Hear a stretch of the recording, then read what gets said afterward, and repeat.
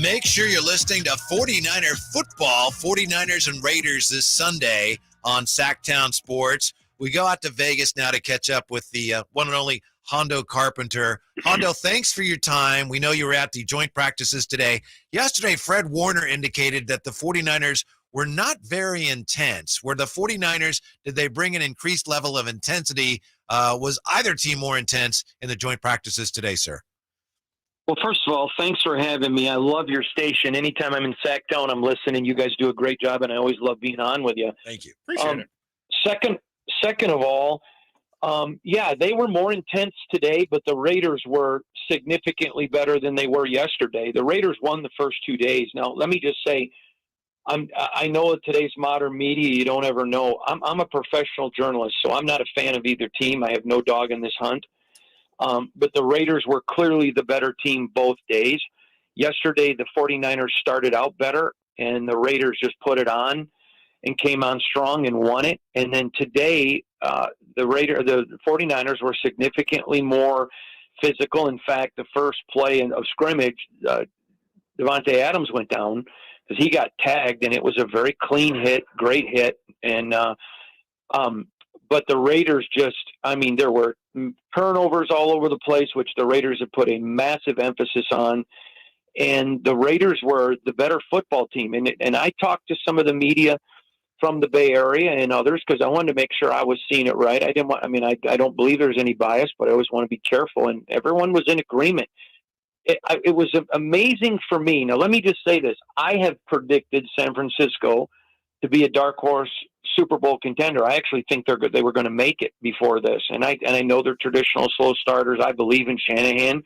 So I have high respect for the 49ers. This was not what I expected. I think the Raiders yesterday smacked them in the face because the Raiders are significantly more physical. And I think it surprised them. I think a lot of them maybe came in thinking, okay, this is the Raiders team we destroyed last year. So I thought no way the Raiders win this. I think the 49ers are going to come out and show what they're made of and say, okay, yep, maybe we did overlook you. And the first hit, Devontae goes down. You're thinking, okay, here we go. But it was clean. I want to make sure everyone understands it was clean. And the Raiders almost responded with, all right, let's go. And they just turned the intensity up. There were turnovers all over the place. The Raiders just, I would not use the term dominate because I don't think that was that at all. But they clearly won it. They were the better football team for these 2 days. Wow. Yeah. Keeping that same unbiased cap on, who do you think has just in general been the best player or the big standout player from these 2 days of practice? There's no doubt that Max Crosby was the best player on the field. Now let's also not pretend that Bosa was out there, and he wasn't. Right. But Max Crosby absolutely was the best player. Now, first of all, let me just say, I think Trent Williams is an elite offensive lineman. So those two in one-on-one drills, neither dominated the other. They both won 50-50. But when it was game time, Max Crosby was unstoppable. And he was in the faces the whole time. You could tell, not with Trent because he's such a, tremendous player in person, but you could tell frustration on the 49ers side. It was interesting for me to see because the Raiders are not now, let me just say I'm old. So I remember when the Raiders were tough, but it's one thing to have been tough and to be tough. Right. And the Raiders have not been tough for years. And they have been working on this since last year. It was the plan.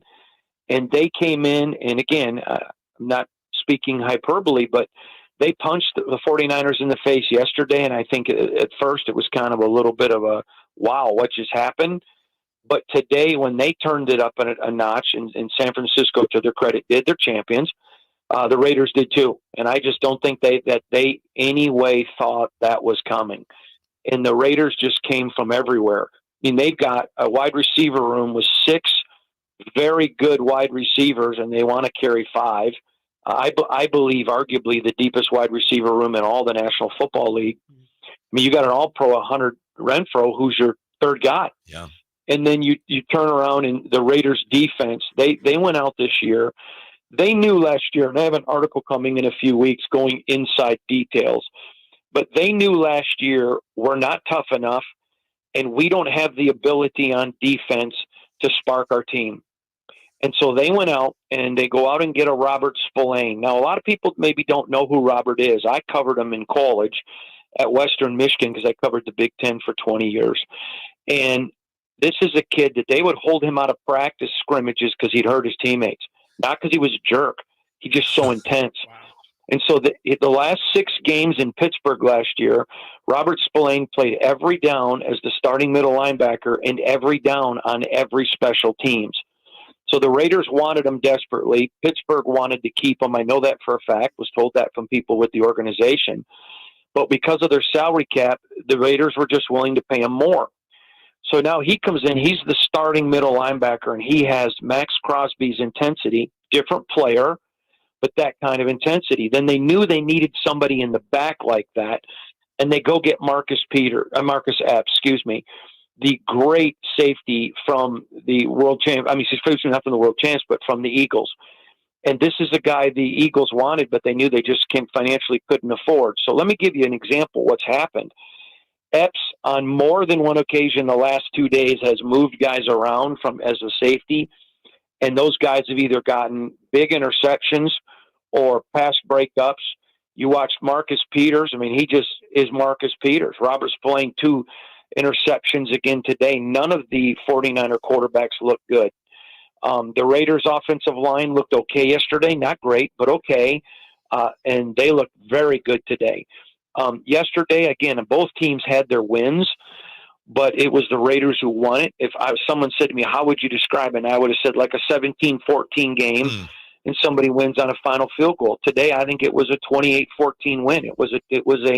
The Raiders, I mean, San Francisco had some good plays, but the Raiders, they had this scrimmage today. There was no doubt today who the better team was. Hondo Carpenter with us. Yeah, that's okay. I was just going to say Hondo, a great follow on Twitter at Hondo Carpenter from Sports Illustrated's Raiders today. Of course, he was at the joint practices today. You touched on the quarterbacks, Hondo, and we realize you're looking at this from the Raiders' perspective because that's who you're covering. But can you give us any more information on the 49er quarterback battle? Do you think there was any clarity added to that today, or did the Raiders just dominate to the extent that there was nothing for Kyle Shanahan to see? There was a bunch used to him. Well, first of all, I think you have a quarterback in Purdy. I think, obviously he's recovering and getting better, but he's still, the guy's in his sophomore campaign. I think he's clearly your better quarterback. I just don't, I'm sorry. I'm sure there are other people, but to me, I'm a football guy, and there's no doubt the way your team responds to him, the way your guys respond to him, his body language, the way guys do things.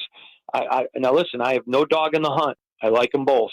So I don't dislike one and like the other.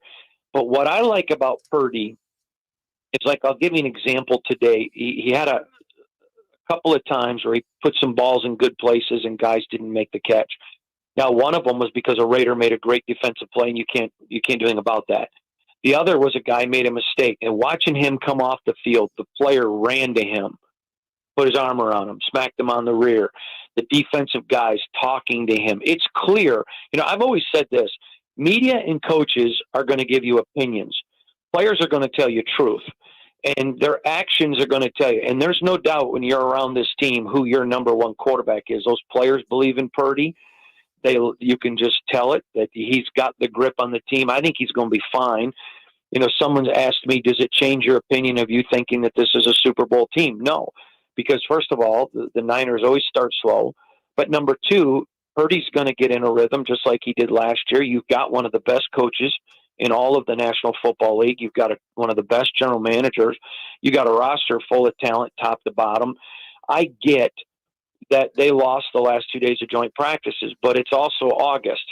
Now, for the Raiders, you're trying to change a loser mentality. And so you got to win these. You got to come out. They should be more important to the Raiders than the 49ers.